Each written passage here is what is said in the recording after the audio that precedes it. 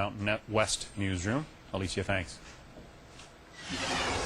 Well, it's a scathing new report on airport security. The government says airport personnel charged with spotting suspicious behavior missed at least 16 people, later linked to terror plots. These bad guys slipping through, including someone who went undetected through the security at Newark Liberty International Airport, who later pleaded guilty to providing material support to al-Qaeda. Our next guest believes it's high time we overhaul the TSA, the agency in charge of airline security. He's Florida Congressman John Mica, the ranking Republican on the Transportation and Infrastructure Committee. So, Congressman, why isn't this working?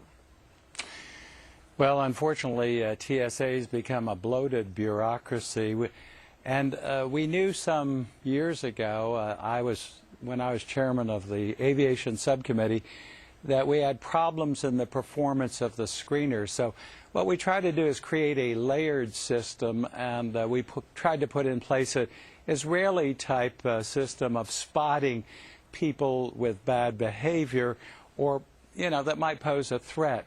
And now the report I've gotten some 2.5 years after my request, because I wanted to check the performance of this, is how is it working?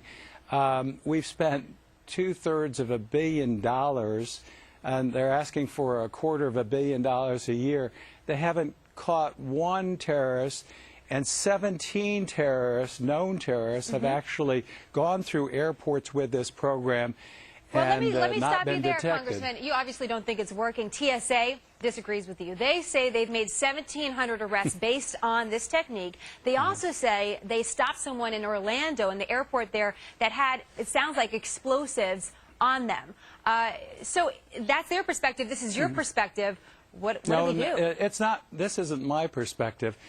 I asked for the General Accounting Administration or office to go in and review their performance. Now, they didn't cooperate. It's taken 2.5 years just to get that report. They didn't want this bad news to come out, and it's out there.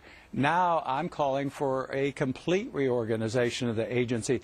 It's been a rudderless agency. We don't even have a TSA administrator. The administration's coming forth with its third nominee for that important position. Right. So we've got to get this right, and it hasn't worked right. Okay, on that, it's summertime. A lot of us are going to be traveling, and we have loved ones, and we also have to get on planes and go through airports. So you're talking about a complete organization, or reorganization, I should say. How quickly do you think something can actually be done? Well, first I need someone in charge, and Congress should confirm a TSA administrator. But again, this is our third shot at this. What's the deal there, you think? Why can't we get someone in charge of this agency? Well, a number of problems. We've had great turnover in the position, but it hasn't been a priority of this administration. It was well into the president's term, after his first year, that the first nominee came out, and then that person obviously wasn't well vetted. The second nominee fell by the wayside. Now we're on the third one.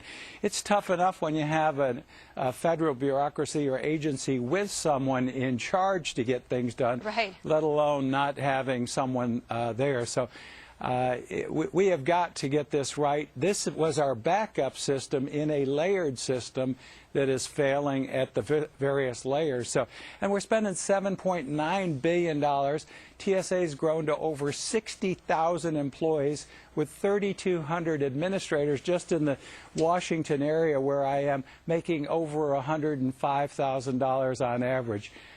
This is a bureaucracy that needs some immediate surgery and attention. All right, Congressman, we appreciate you joining us today, and thank you for watching that, and we'll hopefully get updated soon. Thank you very much. Secretary of State